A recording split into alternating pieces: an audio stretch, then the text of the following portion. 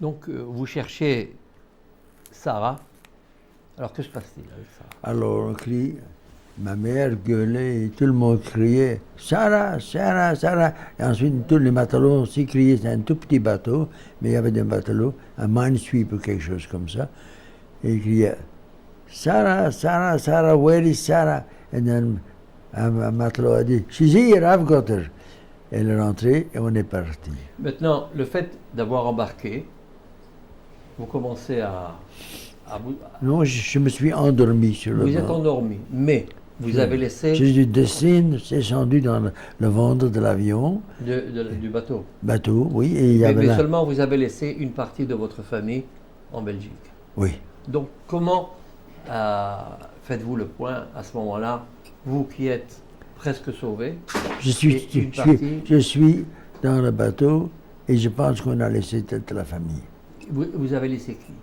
Mais d'abord, il y avait à bord bruit insolite et le capitaine est descendu et nous avons été sauvés de sauvetage. Il dit c'est rien, il y a un boom très grand, il dit c'est rien du tout. Après le lendemain, quand on est sorti, on a vu qu'il y avait une bombe, un avion qui s'était mis dans le pont et qui n'a jamais explosé. Vous avez laissé une partie de votre famille en Belgique. Oui. Comment avez-vous réalisé? Ça, Oui, oui. Comment réalisez-vous cette partie?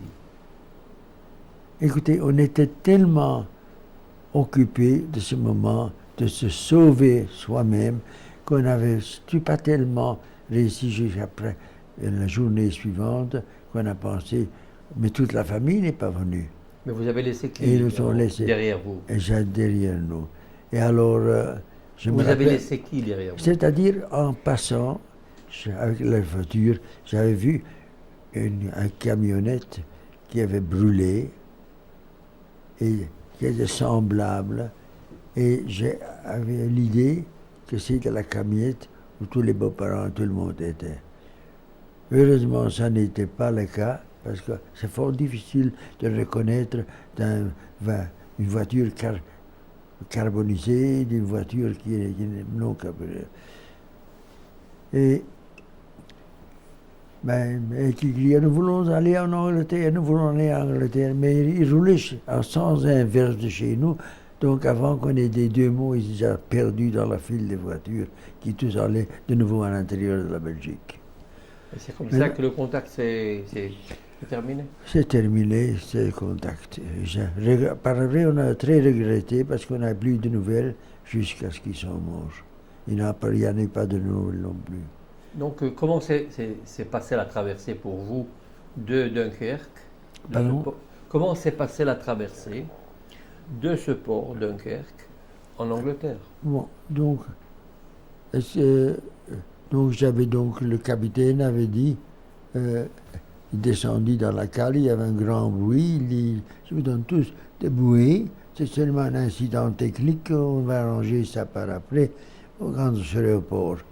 Et puis, quand je me suis réveillé, on était là, le capitaine criait, l'officier criait, everybody get out, we got there. C'était, décrivez s'il vous plaît ce bateau. Qui était à son bord? C'était des soldats, c'était des réfugiés? C'était quelques soldats qui restaient encore dans le port. Et comment se fait-il que vous avez réussi à embarquer? Ils vous ont embarqué de quelle façon? Non, j'ai dit aux soldats, là, my father is a soldier in the British Army, here is his proof. C'est-à-dire parce que votre père était un ancien soldat And de l'armée il anglaise. voit, je dis là derrière, you come on board with your family. Absolument, en raison de son passé de soldat dans l'armée britannique. Oui, Absolument. Donc, décrivez cette traversée. Quels sont les événements qui vous ont suivi? Je me suis endormi tout de suite parce que j'étais à bout de force, la main sur la table de bois. Et mon père disait tout le temps, j'ai froid, j'ai froid. En nature, c'est naturel, il était en habit qu'il est tombé dans la mer. Donc il avait froid. Voilà, mais je n'avais jamais réalisé qu'il avait fait un infarctus. Donc vous êtes arrivé en Angleterre. Vous êtes arrivé où? Non, je ne suis pas encore arrivé en Angleterre. Alors, donc, Le matin, on les a descendus par une petite passerelle. Et quand j'étais sur le bateau encore, j'ai vu qu'il y avait là cette bombe qui était dans le port. Et mais le bateau commençait à traverser, ou vous étiez Non, encore à bord? non. Sur le port? Non, je suis sur le bateau et en sortant, je vois ça. Et un capitaine ou un digne m'a pris et il said, young man, he said, don't be afraid of anything in all your life. Nothing can happen to you. Continuez en français. Oui, mais il a dit ça en anglais. Oui, absolument. Donc il a dit, n'ayez pas peur. N'ayez peur de rien du tout. Ton numéro n'est pas là. C'est tout. Alors chaque fois maintenant dans la vie, quand j'ai un grand problème, je dis mon numéro n'est pas là, je n'ai pas de quoi m'en faire. Absolument. C'est le capitaine qui l'a dit. Et on est sorti sur le pont et on est venu en Angleterre. On a tout il y avait sur le pont, à bord, il y avait des Women Voluntary Service, des femmes qui servaient dans la grille, des ménagères qui travaillaient. Alors, elles ont amené les bébés à maman, elles l'ont baigné, et et pour nous, il y avait des plateaux immenses avec des cheddar fromage en bloc, et de tant de pain qu'on voulait, et du thé à volonté. Et j'ai mangé, je ne sais pas où c'est allé et tout, mais je sais c'est pas de manger et de boire du thé. Donc vous êtes arrivé où en Angleterre? Je suis arrivé en Angleterre, on nous a menés à Londres. Et vous débarquez donc non, à Londres? D'abord, on était sur le bateau, on a dû passer un interrogatoire. Ce que nous avons vu, ce que nous avons fait, qui nous étions, ils voulaient beaucoup savoir. D'ailleurs, j'avais apporté encore de ma bar mitzvah une espèce de jumelle de théâtre. Elle avait peur que ça va servir pour l'espionnage. Elle me demandait, vous êtes sûr, c'est à vous, vous êtes sûr, c'est bien sûr. Mais qui va servir des lunettes de théâtre pour aller voir? C'est pas non. C'était sur le bateau ou à Londres? Non, c'est pas à Londres non plus. C'était au port où nous sommes descendus. À quel port? Oui, je crois que c'est Dunkerque. Non, vous étiez à Dunkerque, donc vous avez embarqué, vous avez commencé à traverser. La traversée, c'était... Oui, mais je suis arrivé, j'allais descendre du bateau déjà. Je m'étais d'abord endormi, et puis je voulais descendre du bateau. Et c'est en descendant que j'ai vu qu'il y avait là quelque chose, une arme qui est tombée sur le pont. D'accord. Maintenant, la traversée s'est effectuée, n'est-ce pas? Oui, avant, j'ai rien vu, je dormais. Vous êtes arrivé où en Angleterre? Je t'ai dit, c'était à Dunkerque. Non, à Dunkerque. Ah, pardon, excuse-moi. Je crois que c'est à Douvres. Il y avait des grandes pierres blanches. Je crois que c'était à Douvres. On m'a jamais dit. Je crois que c'était à Douvres. Et alors? Alors, tout était à branle-bas pour recevoir les soldats. Et quel était le plan de votre établissement? Vous êtes arrivé à Douvres et après? Qu'alliez-vous faire? Je n'avais pas la moindre idée. Vous êtes arrivé quand même à Douvres, alors. Ouais, comment avez-vous continué votre établissement en Angleterre? D'abord, on a mangé le déjeuner là-bas, et ensuite, ma mère avait été pendant la guerre employée à Londres, comme dans la Première Guerre mondiale. Elle avait une amie, Miss Lee, qui s'appelait, qui venait de temps en temps nous voir en Belgique. Et alors, vous avez le numéro de téléphone? Elle dit non. Mais alors, ils ont provoqué le numéro et on est allé chercher un taxi.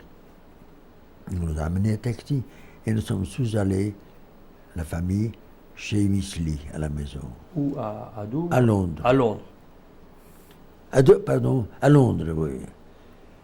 Et alors, ils ont cherché une place parce qu'ils ne pouvaient pas rester ces gens-là. C'est une famille de 3 sœurs et un frère. Et tous étaient célibataires en Angleterre. Et alors, ils n'avaient pas où nous poser. Alors, finalement, on a décidé qu'on va aller avec eux chercher un appartement. Et Miss Lee et maman sont partis. Et ils ont trouvé une maison vide que l'autorité de la ville porter aux réfugiés. Et nous sommes allés dans une maison vide. Mon père a acheté un canapé qui s'ouvrait, et comme ça on avait de se coucher. Moi et mes soeurs, on dormait par terre sur une couverture. Comment alliez-vous commencer votre intégration dans la vie anglaise? C'est-à-dire, comment alliez-vous subvenir à vos besoins? J'ai essayé, pas en passé. Tout est venu tellement automatiquement. C'est-à-dire? Ma mère est allée avec Miss Lee. On a dit qu'ils vont l'amener avec le petit à l'intérieur du pays. Parce qu'il y a la guerre, tous les jeunes étaient envoyés hors du pays, hors de la ville, à la campagne. Et ma mère était partie avec le bébé et la petite fille. Et ils ont allé à une place qui s'appelait Macclesfield. C'est Midway, entre la moitié et l'Angleterre. Et là, c'était en plein campagne. Il n'a jamais entendu parler de la guerre. Et vous? Moi, on est resté en ville avec papa. Et vous avez fait quoi? J'ai son téléphone. Elle a laissé son téléphone. Non, mais qu'avez-vous fait à Londres? Rien. Et comment Je mangeais mon fromage, c'est tout. Oui, mais combien de temps mangez-vous? Une journée. Et après? Après, on les a pris en voiture jusqu'à la station. Et on a pris le train. Il dit, allez à Macclesfield, votre mère vous attend. Elle a déjà loué un appartement pour oui, vous. Mais comment alliez-vous subvenir à vos besoins? Avez-vous travaillé? Non, écoutez, là, la première chose à faire en revenant, on avait un toit. On avait des assiettes et quelque chose où on pouvait pourvoir à nos besoins. Puis on a dit d'aller au Labour Exchange. C'est comment on dirait, l'hôtel de ville, de travail. Toutes les choses de travail se font là-bas. Les ouvriers, le travail, les congés payés, tout est par là. Il nous a donné un minimum pour vivre pendant une semaine en monnaie anglaise, parce qu'on est venu sans rien. Et après, les bombardements ont commencé à Londres. C'était terrible. Alors, ma mère et mes soeurs, on allait la première nuit dans le Tube Station. Ça, c'est le train souterrain à Londres. Le métro. Le métro, exactement. Et ils se sont mis là ils ont pris avec eux des langues. Ça, c'était pendant le bombardement. Mais comment vous, votre père, alliez-vous subvenir à vos besoins? Il n'y avait rien à subvenir parce que c'était une vie terrible. On bombardait toute la journée. Mais vous viviez seulement du subside de l'État? Enfin de l'État nous a donné quelque peu pour continuer. Mon père avait un peu d'argent aussi, mais il était l'argent belge, personne ne voulait accepter. Et comment la population londonienne s'est-elle occupée de vous, ou alors vous a-t-elle Les gens accueilli? étaient très gentils. Mais quand on est venu à un certain moment dans le subsol, il y a des Ostendais qui étaient là. Et c'est tout à cause de vous que si nous serions restés en Belgique, s'il n'y avait pas que Hitler qui vous pourchassait, il nous aurait laissés tranquilles. Mais est-ce que avez-vous fait allusion à votre judaïsme, que vous êtes juif, que vous avez pas des du problèmes? tout, Jamais. pas du tout, pas du tout. Mais eux ont-ils fait allusion à cause des juifs ou... Non, Absolument. ces gens, ces Ostendais, étaient furieux qu'ils étaient partis. Et quoi, si Hitler n'avait pas attaché les Juifs, il n'aurait pas eu toutes ces histoires d'hystère. C'était les Belges, quoi, les Ostendais. Mais ils étaient bêtes, ce n'étaient pas des gens intelligents. Absolument. Mais je ne voulais plus rester là-bas. Alors les Juifs m'ont dit, moi je ne vais pas à Tube Station. Y a-t-il eu un moment où vous avez eu un contact avec la communauté juive de l'Angleterre? Pas dans ce moment. À quel moment? À ce moment, il y a tout un groupe de gens de Londres qui se réfugiaient des bombardements. Et ce groupe-là, il attendait donc toutes les personnes qui venaient pour soit traduire leur affaire de Londres à Macclesfield pendant la guerre. Alors il y avait des fabricants, il y avait des grands halles qui étaient libres. Alors là, les gens restaient et apportaient donc leurs marchandises et tout. Avez-vous eu contact avec la communauté juive? Oui. De quelle façon? Oui. Nous avons, il y avait là, en Angleterre, il y avait beaucoup de réfugiés avec des enfants et des familles et des mères qui étaient là.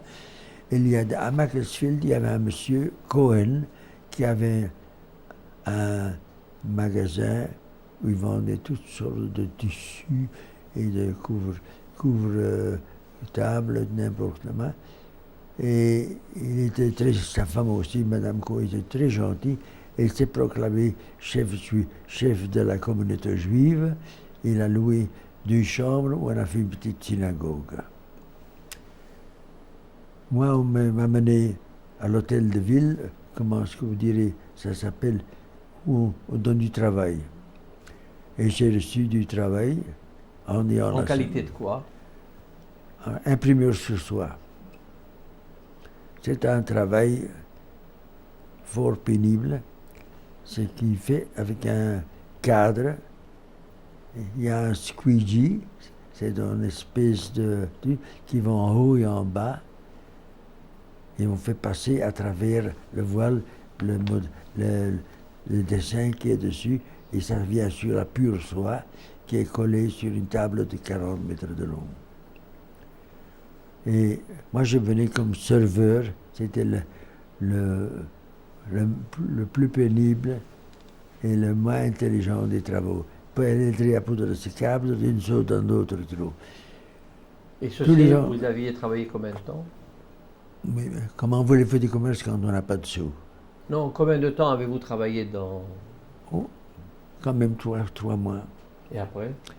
Mais avant ces 3 mois, donc, il y avait un monsieur Chili, qui était un directeur très très gentil. Il dit, Luxam, il m'a appelé par mon prénom, je vais vous aider. Je cherche du travail, mon père, qui devient tout à fait démoralisé, qui n'a rien à faire, et que c'est son fils de 18 ans qui doit les garder, la manger. Alors j'ai demandé, est-ce que vous pouvez lui donner du travail? Il dit, écoutez, je vais faire quelque chose. Nous avons des gens à Londres qui cherchent ici un abri pour leurs marchandises. Nous leur offrirons à tous ici de venir chez nous et nous les plaçons dans un magasin. Je vais demander qu'on donne du travail à votre père. Alors il est content, il a dit, peut-il être magasinier? Je dis, il peut tout faire, c'est un homme tellement intelligent. D'accord, on a même magasinier, il gardait les tissus, les nombres, c'était son travail, comme les commerçants, aucun problème. C'était un salaire minimum. Mais ça lui a donné son moral, vous comprenez, que son père, son jeune fils, doit garder pour lui à manger pour la famille, c'était impossible pour lui. Dans notre conversation, vous avez parlé de votre travail dans un home d'enfants. Ça vient tout à fait par après. D'abord, j'ai travaillé... Qu'est-ce qu'il y a avant? Non? Avant, j'ai vu qu'on me demandait tous les Anglais qui étaient en bas âge, enfin militaire, étaient partis pour l'armée. Il restait que les vieux, ou ceux qui ne savent pas bien marcher, les invalides, etc. Alors on cherchait des hommes pour travailler partout, parce qu'il n'y avait pas de main-d'œuvre. Alors à un certain moment, je connaissais un peu en mécanique, alors on a demandé pour ouvrier spécialiste pour avions. Parce que Spitfires, en ce jour-là, il y avait énormément d'attaques des Allemands. Et je me rappelle qu'un jour, quand je suis venu, ils ont descendu plus de 560 Messerschmitts. Et ça, en vérité, c'était la fin de la guerre. Il n'y avait pas tout à fait, mais Hitler n'a plus, les Alliés n'ont plus attaqué l'Angleterre. Donc vous étiez donc à travailler dans cette usine. Mes pantalons étaient tout à fait raides le soir, avec de la colle et tout ça. Et puis, un beau jour, le manager est venu vers moi. Il dit, écoute, M. Seely, c'est même qui a dit mon père, il dit, écoute, tu es beaucoup très bon pour ce travail, je te fais chef de table. Mais ça a fait la jalousie des gens. Parce que nous travaillons ici, nous sommes de vieux travailleurs. Et ça, ce jeune juif qui vient de Belgique, et tout de suite, on lui donne du travail comme chef de table au-dessus de nous. Alors j'ai eu des ennuis et c'était pas gai du tout. Il me suivait à table, il m'ennuyait. Et alors j'ai vu que j'aurais des ennuis là. Alors je suis allé Mr. Seely, j'ai dit écoutez, je ne veux pas votre travail. Il dit ça me fait des ennemis partout. Et qui te fait des ennemis? Je dis là tout un groupe.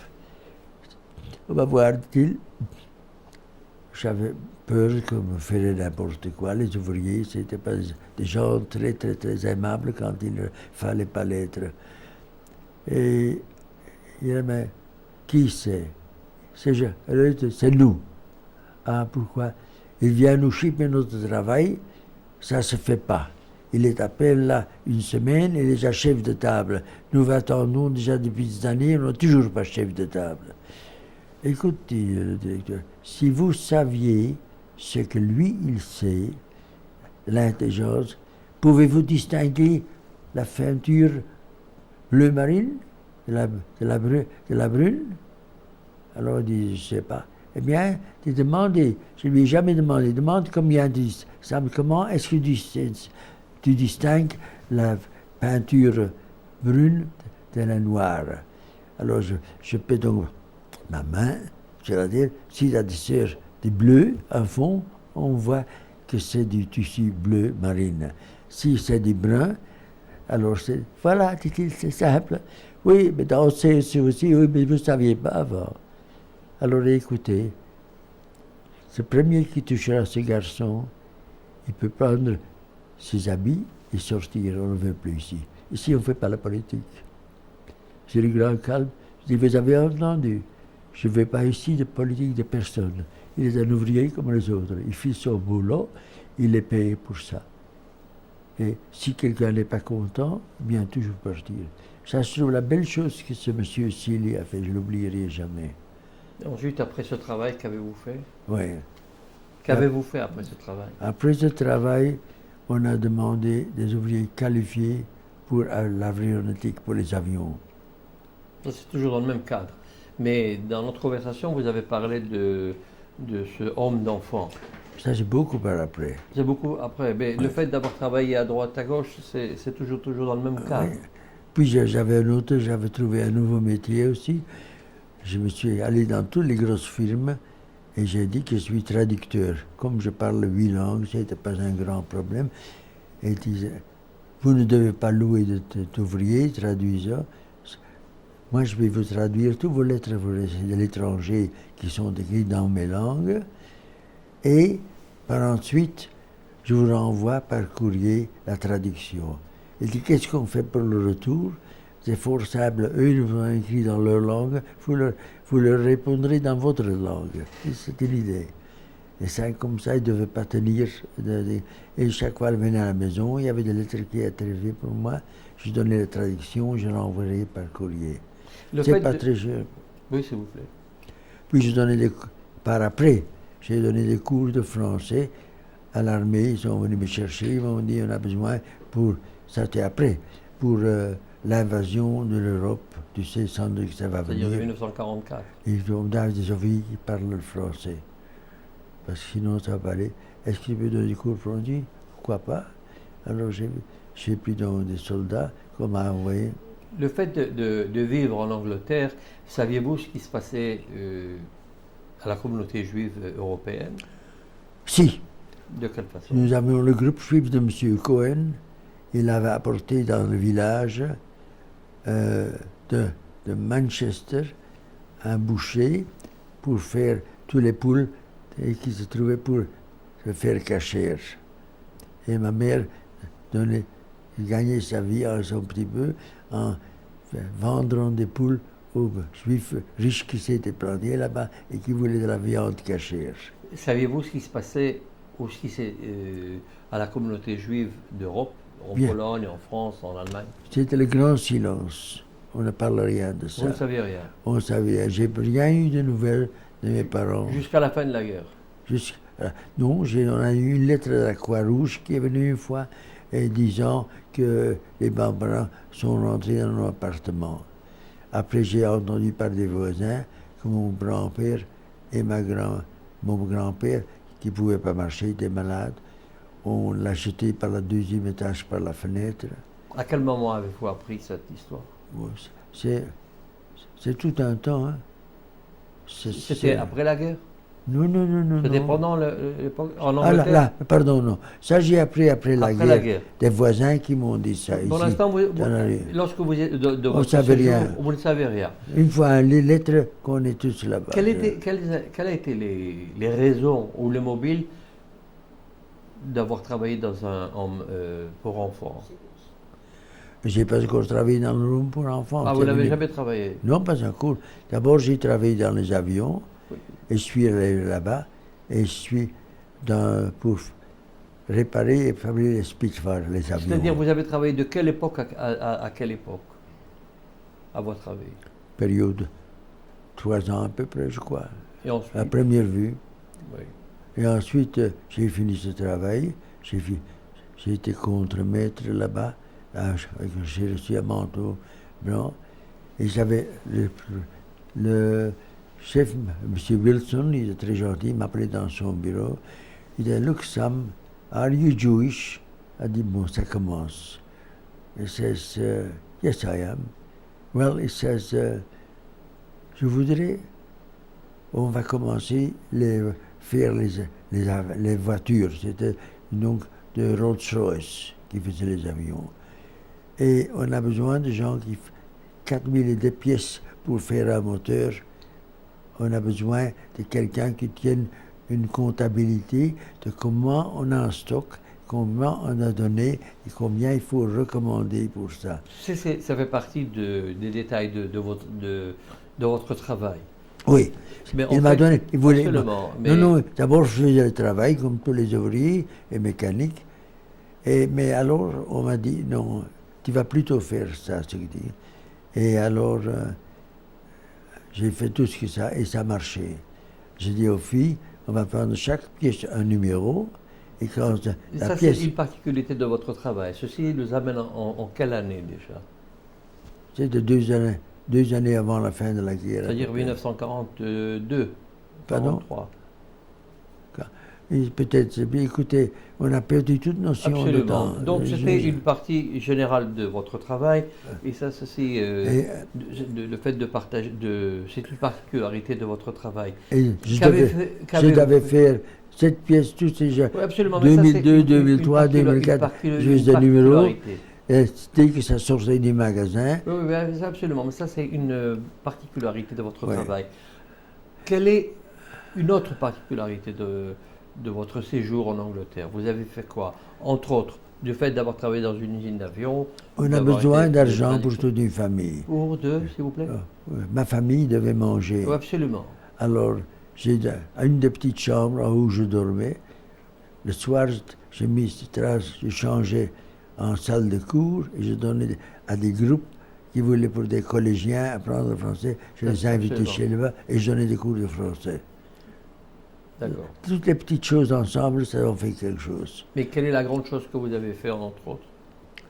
La plus grande, c'est ensuite que le rabbin est venu. Il dit, écoute, et avec une personne de l'armée israélienne qui faisait enlever les gens, les soldats ici, pour mettre en Israël. Et il m'a dit, écoute, dit-il, nous avons ici des hommes qui veulent aller en Palestine. Il dit, oui. Toujours en 44, 43, 44? Je ne me rappelle plus exactement. D'accord. Ensuite, il m'a donné les informations, comment on fait. Et à un certain moment, il est venu vers moi, et moi j'avais des jeunes là-bas, je donnais des cours là-bas de langue et de piano, je suis pianiste à des jeunes, et comme ça je gagnais ma vie de tous les côtés un petit peu, et ça faisait bien.